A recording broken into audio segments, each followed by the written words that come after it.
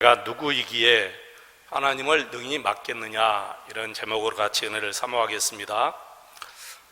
지난 시간에 보았던 이 베드로의 사건을 다시 한번 잠깐 말씀드리겠습니다. 베드로 사도가 요빠에서 하루는 기도 시간에 기도하는데 갑자기 하늘에서 큰 보자기 같은 것이 자기 앞에 내려왔습니다. 이것은 베드로가 본 환상이지요. 베드로가 그 보자기를 풀어보니까 그 안에 불결하고 더러운, 정말 율법에 명시되어 있는 먹지 못하는, 유대인들이 먹지 못하는 그런 불결한 짐승들이 많이 있었어요. 그리고 하나님께서 베드로에게 베드로야 그 짐승을 잡아 먹으라 그러지요. 베드로가 깜짝 놀랐습니다. 하나님 무슨 말입니까? 저는 지금까지 속되고 깨끗하지 않는 짐승은 한 번도 먹은 적이 없습니다. 베드로야, 내가 깨끗하게 했다. 너는 잡아먹으라. 그렇게 말씀했습니다. 여러분, 아무리 율법에 더러운 짐승은 먹어서는 안 된다고 하였을지라도 하나님이 깨끗하게 했다고 하면 잡아먹어야 옳지 않겠습니까? 그런데 베드로는 끝까지 하나님의 명령을 무시하며 속되고 깨끗하지 아니한 짐승은 먹지 않습니다 하고 완강히 뱉었습니다. 이런 일이 3번이나 있고 보자기는 하늘로 올라가지요. 베드로가 이 환상을 보고 도대체 이 환상이 무슨 뜻이지? 도대체 무슨 의미가 있지? 그러고 있을 때 이방 사람 고넬료 집에서 베드로를 초대하는 사람을 보낸 거예요. 베드로가 깜짝 놀랐어요. 하나님께서 베드로에게 그 짐승을 잡아 먹으라 했을 때 그 놀라움이 지금 이때하고 똑같아요. 베드로가 얼마나 놀랐는지 몰라요. 아니, 이방 사람 고넬료가 나를 초대하다니. 유대 사람은 이방 사람을 불결하게 생각했거든요. 그 짐승을 보듯이, 그 불결한 짐승들을 보듯이 유대 사람들은 이방 사람들을 그렇게 생각하고 취급했어요. 그러니까 이방 사람 고넬료가 자기를 초대했다는 것에 깜짝 놀랄 수밖에 없지요. 그때 하나님께서 베드로에게 보여주신 환상이 생각난 거예요. 그리고 10장 19절에 보시면 성령 하나님께서 베드로에게 아무 의심하지 말고 따라가라, 그렇게 일러주었어요. 그리고 베드로가 고넬료 집에 들어가니까 고넬료가 자기 식구들과 이웃 사람들과 친척들을 다 불러 모으고 말씀을 그렇게 사모하고 있었던 거예요. 그래서 베드로가 오자마자 무릎 꿇고 절을 했지 않습니까? 베드로가 너무 놀래가지고 무슨 일이냐, 일어나라, 나도 사람이다. 그러면서 이제 그들에게 하나님의 말씀을 증거합니다. 하나님의 말씀을 증거하는데 그 말씀이 바로 예수 그리스도의 십자가와 예수 그리스도의 부활의 사건을 증거하는 것이지요. 그때 성령이 임하고 그리고 제3의 기쁨이 임하고 그리고 모든 사람이 세례를 받는 기쁨이 임했습니다. 정말 놀라운 하나님의 역사지요, 여러분. 이 사건을 이제 베드로 사도가 예루살렘에 가서 예루살렘 교회 모든 사도들과 형제들에게 보고를 합니다. 이제 오늘 여기서부터 본문 말씀이 시작돼요. 그리고 요빠에서 있었던 이 환상의 이야기와 이 고넬료 이야기를 다시 했잖아요. 오늘 본문에서 다시 했잖아요. 이 보고를 받은 예루살렘 교회의 반응은 여러분 어떠했습니까? 1절 3절 말씀을 다시 한번 우리 읽겠습니다. 1절 3절 말씀 다시 한번 읽겠습니다.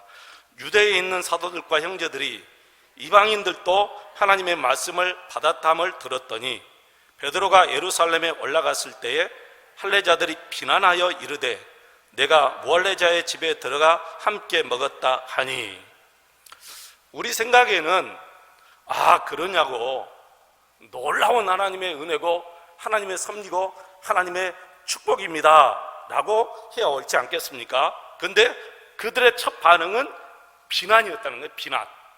아니, 어떻게 유대인, 그것도 할례 받은 우리가 저 무할례자 이방 사람들과 함께 식사를 할 수 있느냐는 거예요. 하면서 베드로 사도를 비난하자 베드로 사도가 마지못해서 10장에서 보았던 그 환상을 다시 그들에게 차근차근 설명해 줍니다.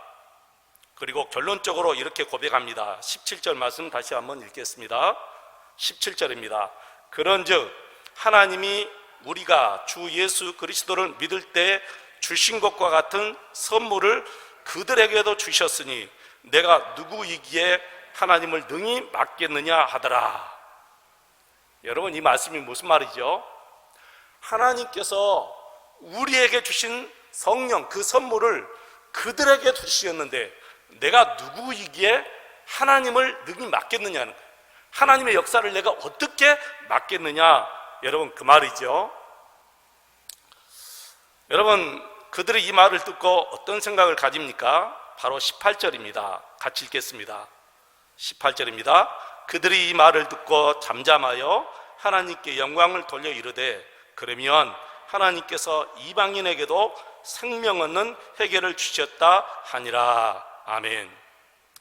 여러분, 이 말씀을 다시 돌려서 읽어보면 그 당시 유대인들이 이 이방인들을 얼마나 무시하고 이 이방 사람들을 아주 철저하게 이 복음에서 죄시키는 것을 우리가 알 수가 있지 않습니까? 여러분, 유대교를 신봉하는 유대인들은 그렇다고 칩시다, 여러분.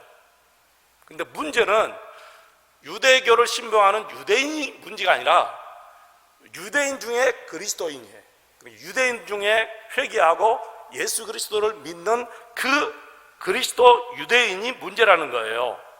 이 그리스도인 유대인들이 생각이 바뀌어지지 않아요.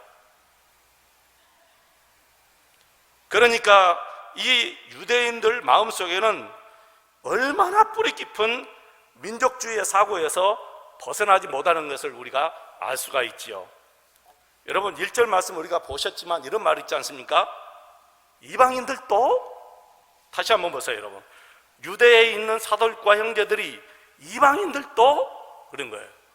바울 사도가, 베드로 사도가 이방 사람들이 정말 회개하고 제사함을 받고 성령을 선물로 받고 그리고 세례를 받는 것을 보고 하니까 이 사도들과 형제들이 깜짝 놀라면서 뭐라고? 이방인들도 성령을 받았다고? 뭐라고? 이방인들이 회개하고 제사함의 기쁨을 얻고 그리고 그들이 세례를 받았다고 그러는 거예요. 여러분은 이해가 되십니까? 우리는 이해가 안 되지요. 근데 그때는 유대인들이 그렇게 뿌리 깊은 유대인들만의 기독교 독점권을 가지고 있었다는 거예요. 하나님도 자기네들이 하나님이지 이방 사람들의 하나님은 절대로 될 수가 없다는 거예요. 성경도 자기네들의 점유물입니다. 여러분, 예루살렘 성전은 또 어떻습니까? 이방 사람들은 성전에 들어갈 수도 없었어요. 제사에 참여할 수도 없어요. 여러분, 사도행전 21장 27절 28절 한번 보실까요? 사도행전 21장 27절 28절 같이 읽겠습니다. 그 이래가 거의 참에 아시아로부터 온 유대인들이 성전에서 바울을 보고 모든 무리를 충동하여 그를 붙들고 외치되 이스라엘 사람들아 도우라. 이 사람은 각처에서 우리 백성과 율법과 이것을 비방하여 모든 사람을 가르치는 그 자인데 또 헬라인을 데리고 성전에 들어가서 이 거룩한 것을 더럽혔다 하니. 여러분, 하반절 끝에 보십시오. 또 헬라인을 데리고 성전에 들어가서 이 거룩한 것을 더럽혔다. 헬라인들은 그리스, 이탈리아 그쪽 이방인들을 얘기하는 거예요. 헬라 이방인들을 데리고 성전에 들어가서 그 거룩한 성전을 더럽혔다. 이방인들의 성전에 들어가면 성전이 더럽힘을 당한다, 이렇게 여러분 생각을 했다는 거예요. 바울 사도가 이방 사람들을 데리고 성전에 들어갔으니까 바울 사도는 죽어야 마땅한 사람이라는 거예요. 죽어야 마땅한 사람이다. 이렇게 유대민족은 이방 사람 하면 정말 불결하고 더러운 짐승 취급했습니다. 서울 종로 5가에 보면 우리 교단 성동교회가 있어요. 지금 성동교회가 있습니다. 성동교회는 서울에 최초로 우리 기독교가 들어올 때 세문안교회와 함께 가장 먼저 지어진 교회죠. 이 교회가 어느 날 백정이 교회를 다니기 시작했어요. 이 성동교회 백정이, 짐승 잡는 그 백정이 이 교회를 다니기 시작했어요. 근데 갑자기 교회 안이 막 술렁술렁거리기 시작했어요. 선교사님은 항상 교회는 양반과 쌍놈이 따로 없고 오직 예수 그리스도 안에서 하나입니다. 주님 안에서는 사람이 나누어지지 못합니다. 하나입니다. 늘 이렇게 설교해도 그게 사실 어려워요. 하나 되는 것이 얼마나 어려운지 몰라요. 그렇다고 성사님께 대놓고 데모할 수도 없고, 이렇게 저렇게 한 명 두 명 양반들이 말하는 그 상놈들이 교회에 들어오기 시작했어요. 그런데 어디에서 결국 사단이 일어나냐면은 장로 투표에서 이 백정한 사람이 장로가 돼요. 그리고 이제 교회 안에 큰 혼란이 온 거예요. 여러분, 지금이야 이게 무슨 문제가 되겠습니까, 여러분? 근데 그때는 백정이 교회 다니는 것만이라도 이상하게 생각했는데 장로까지 되었으니 이 양반 입장에서는 정말 체면이 말도 아니지요. 아니, 우리가 어떻게 저 사람을 장로님 그렇게 부를 수가 있느냐는 거예요.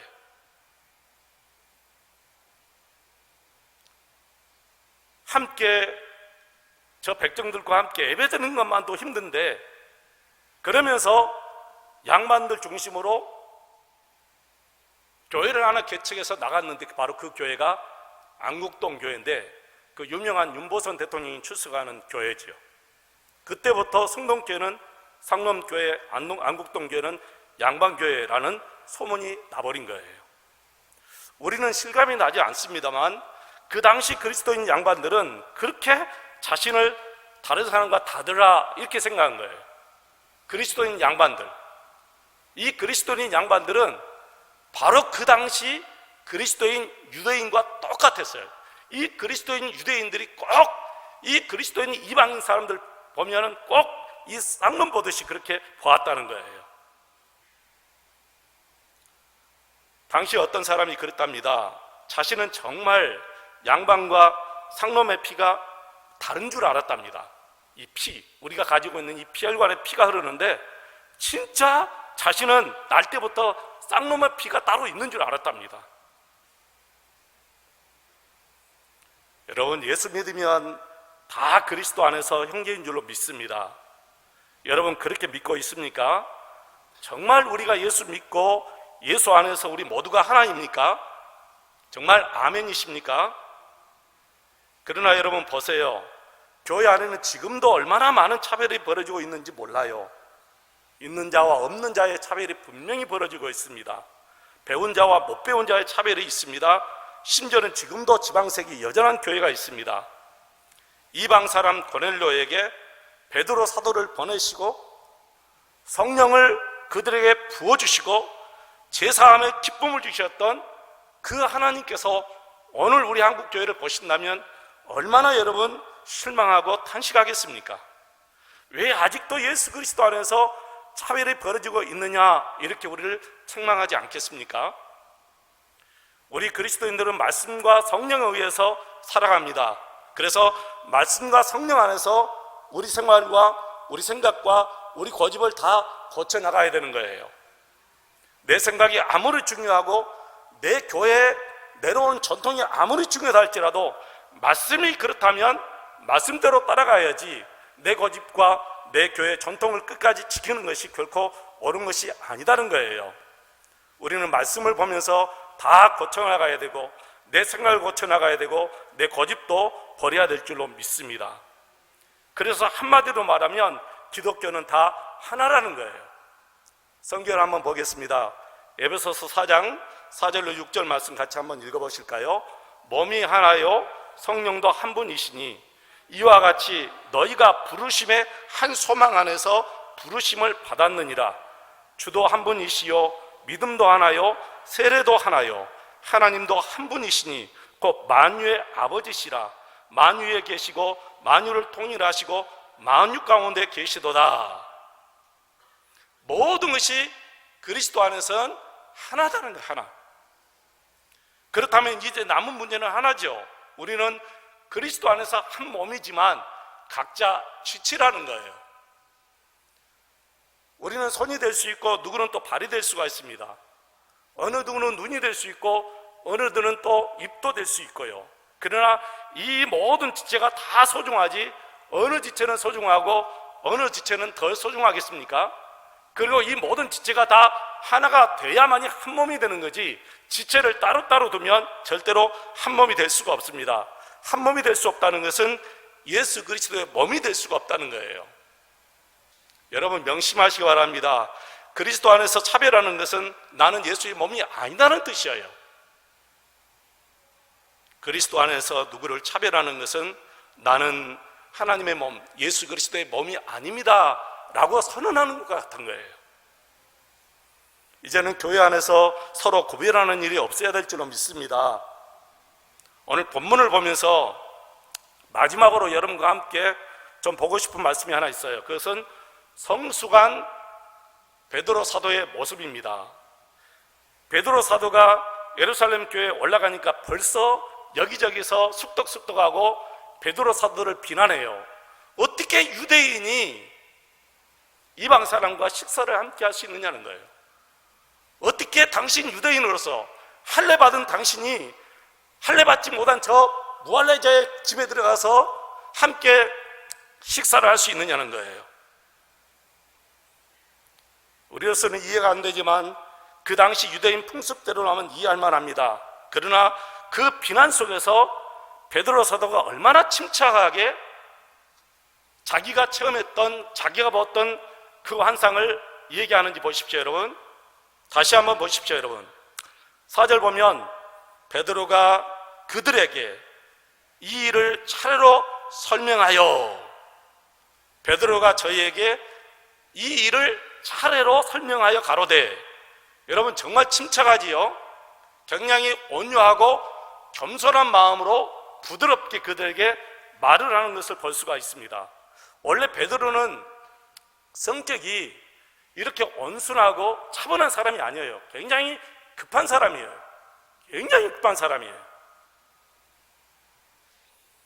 그런데 베드로 사도가 차례대로 하나하나 자기가 체험했던 것을 설명하기 시작합니다. 사실은 이러고 해서 하나님께서 나에게 이런 환상을 보여줬다, 뭐 논리적으로 철학적으로 말하지 않아요. 하나님께서 자신에게 어떻게 역사했는지 그것을 차례대로 설명해요. 내 의견은 이렇다, 내 지식은 어떻다, 이게 중요한 것이 아니라 하나님께서 나에게 이렇게 역사하셨다는 거예요. 나는 그대로 순종한 것뿐이다, 이렇게 설명합니다. 여러분, 이야기하는 것이 얼마나 중요한지 모르잖아요.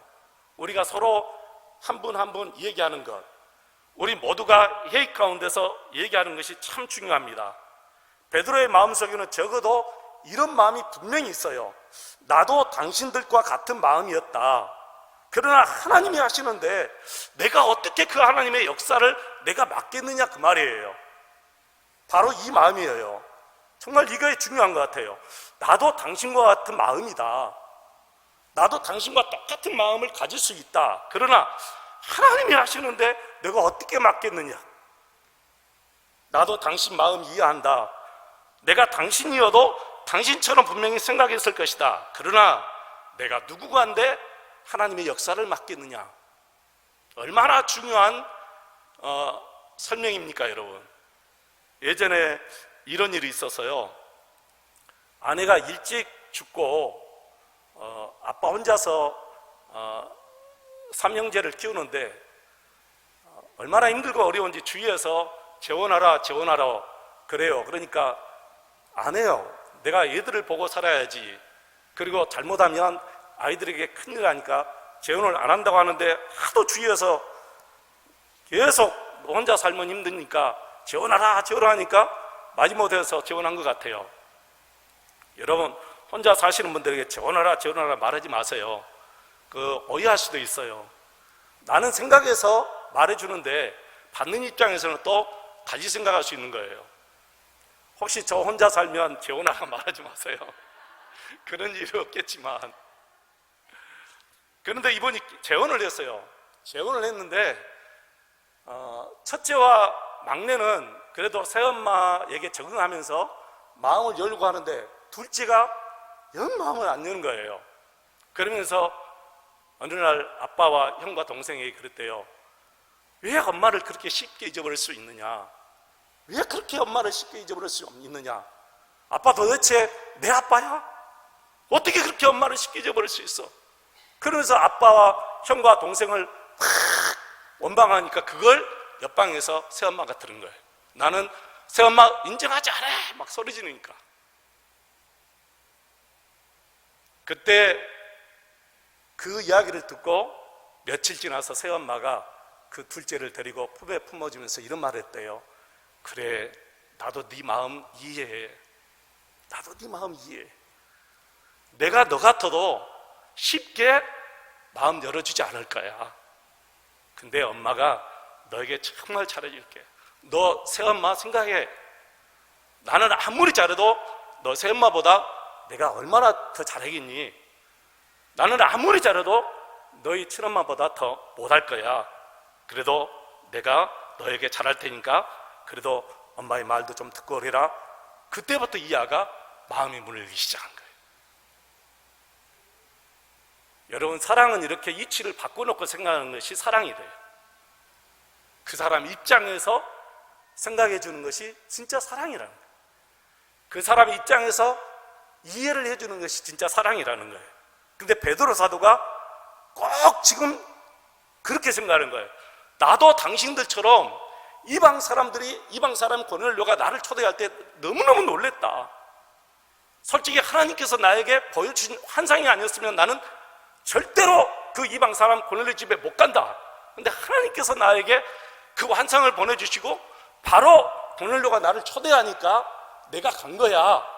나도 당신들 입장에서는 못 가. 근데 하나님이 이렇게 역사하니까 내가 가서 말씀을 증거하고, 근데 하나님께서 또 역사에서 성령을 그들에게 부어주고 그들의 회개의 기쁨을 누리고 제사함을 받고 그리고 세례까지 받았다. 이렇게 설명하니까 그들의 마음이 딱 녹아지면서 18절 말씀 같이 한번 또 읽을까요?